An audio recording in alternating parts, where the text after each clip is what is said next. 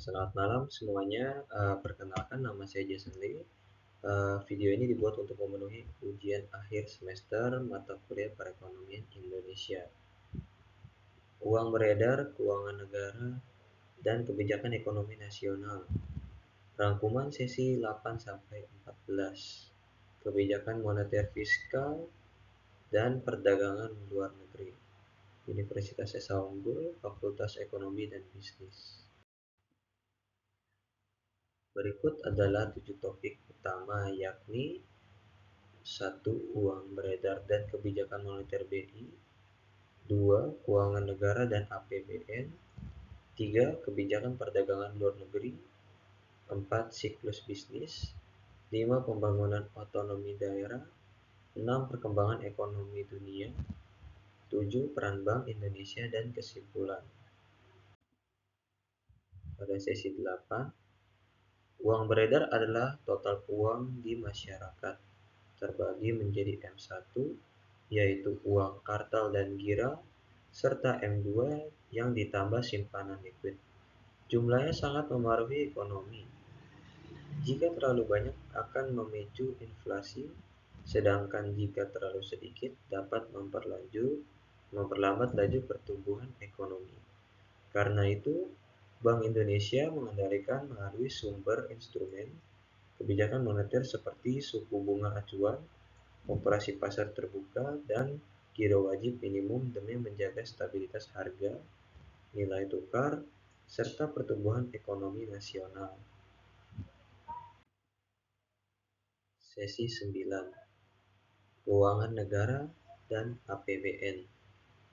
Keuangan negara adalah seluruh hak dan kewajiban negara yang dapat dinilai dengan uang, dikelola secara sistematis melalui anggaran pendapatan dan belanja negara atau yang disebut APBN. Sumber pendapatan negara berasal dari pajak, penerimaan negara bukan pajak atau PNBP, dan hibah. Dana ini dialokasikan untuk membiayai belanja negara seperti pendidikan, kesehatan, infrastruktur, dan program sosial masyarakat. Pengelolaan keuangan ini harus berlandaskan prinsip tata kelola pemerintahan yang baik, yakni transparan, akuntabel, dan profesional. APBN berfungsi sebagai alat vital untuk stabilisasi dan distribusi ekonomi. Dengan pengelolaan keuangan yang baik, negara dapat mendorong pertumbuhan ekonomi, mengurangi kesenjangan sosial, serta mewujudkan kesejahteraan masyarakat di masa yang akan datang. Mari kita lanjut ke sesi 10. Kebijakan perdagangan luar negeri. Kebijakan perdagangan luar negeri adalah aturan pemerintah dalam mengelola kegiatan ekspor dan impor untuk mendukung perekonomian nasional.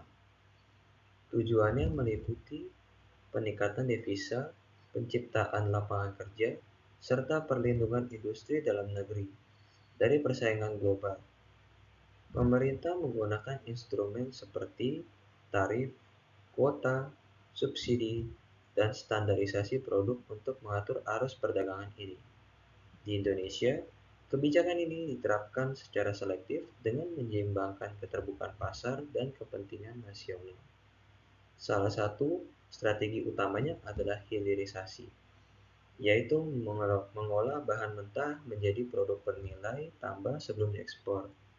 Kebijakan ini berdampak positif pada pertumbuhan ekonomi negara, namun juga menghadirkan tantangan yang berat berupa ketatnya persaingan produk lokal dan dengan barang asing di pasar domestik. Mari kita lanjut ke sesi 11. Siklus bisnis adalah kondisi naik turunnya perekonomian suatu negara yang terjadi secara berkala. Perubahan ini memengaruhi tingkat produksi, tingkat pendapatan, tingkat investasi, serta tingkat lapangan kerja.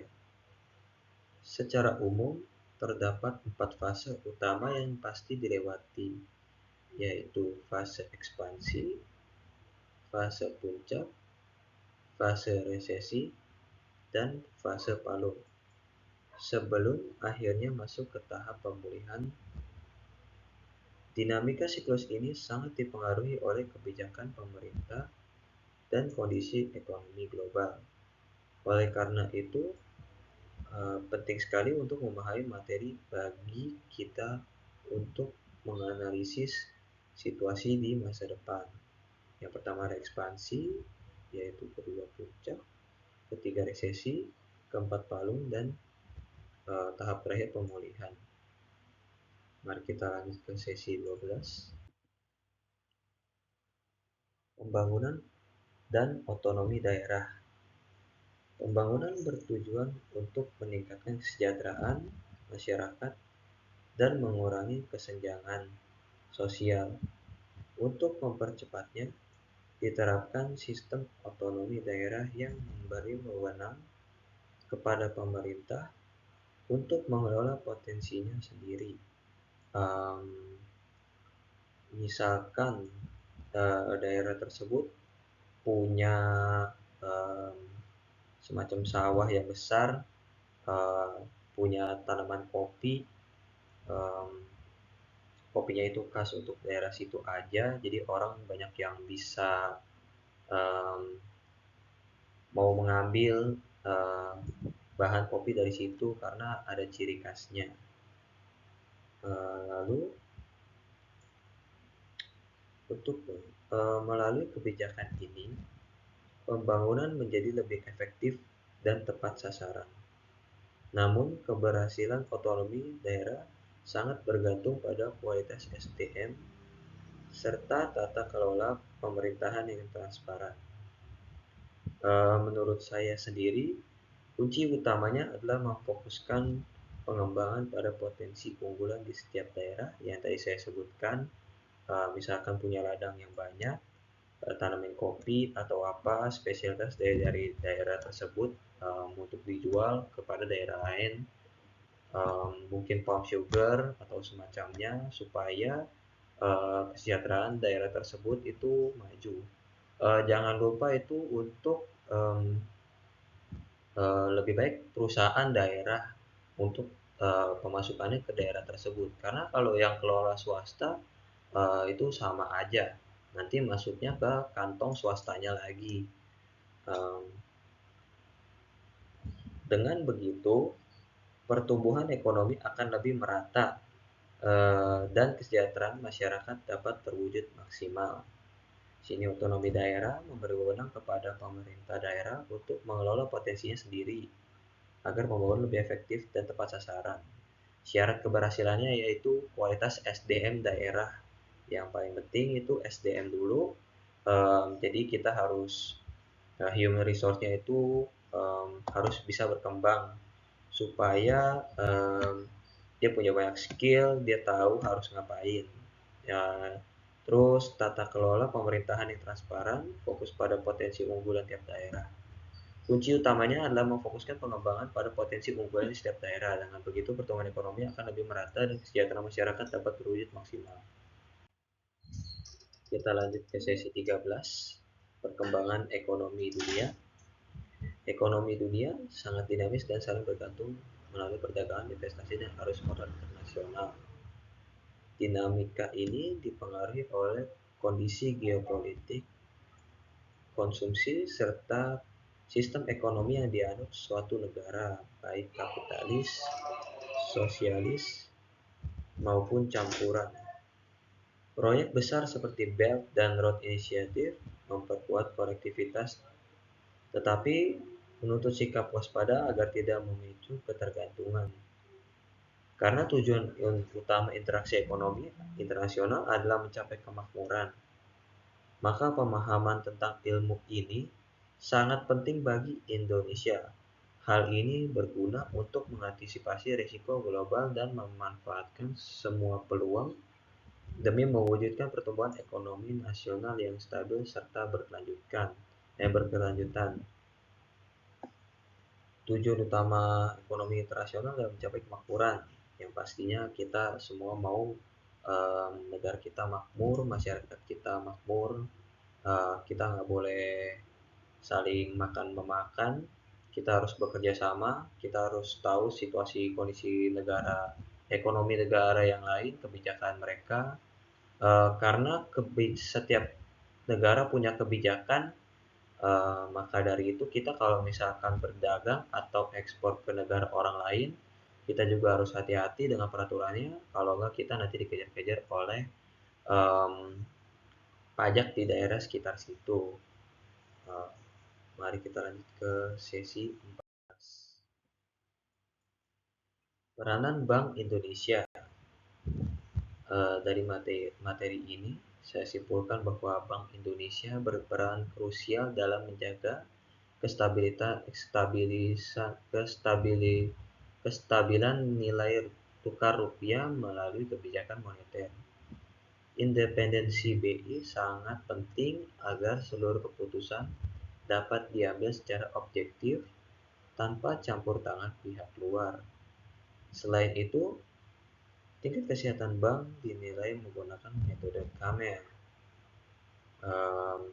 Wajib selalu dijaga demi mempertahankan kepercayaan masyarakat serta stabilitas sistem keuangan negara. Terakhir, penetapan tingkat suku bunga juga sangat berdampak pada perekonomian Indonesia karena memengaruhi minat menabung, aktivitas pinjaman, hingga lanjut pertumbuhan ekonomi negara kita bersama. Uh, Kenapa harus metode KAMEL? Biar masyarakat mau menabung di bank-bank, ya mau nitipin. Um, Kenapa BI harus menjaga suku bunganya? Karena nanti mempengaruhi kepada pinjamannya.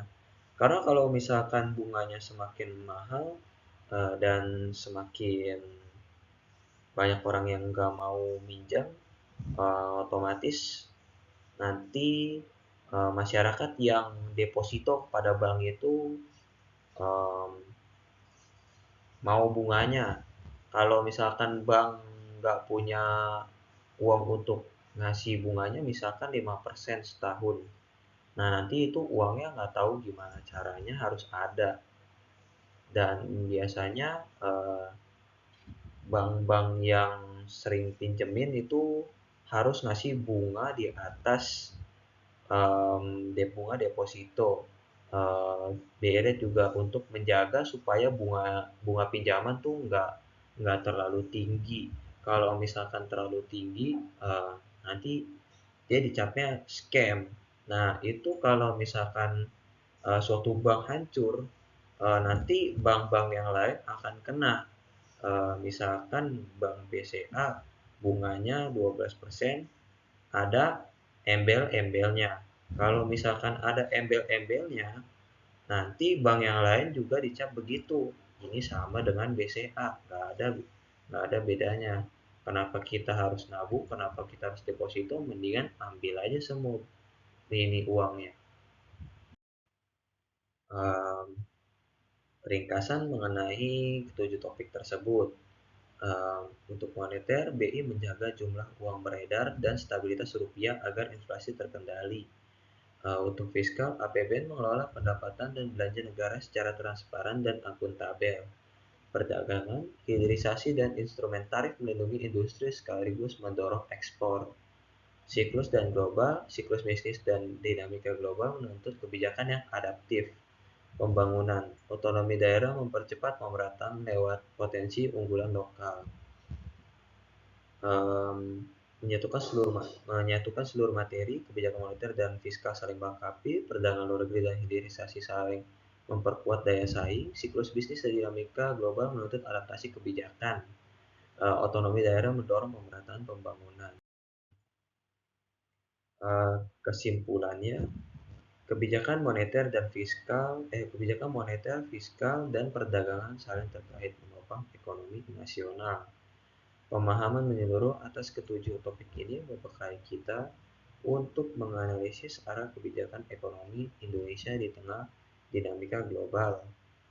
Dan sebagai penutup saya akan membahas satu, yaitu kemarin yang perang itu sangat menghancurkan ekonomi Indonesia sehingga menaikkan harga bahan bakar minyak, ya BBM.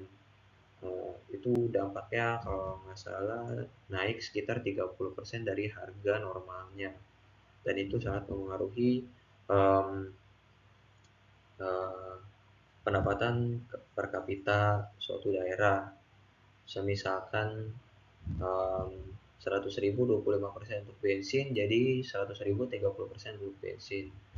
Dan mungkin kita harus em, lebih bijak lagi dalam penggunaan BBM sehari-hari untuk kita menabung, untuk kita em, membuka bisnis supaya kita bisa independen. Terima kasih.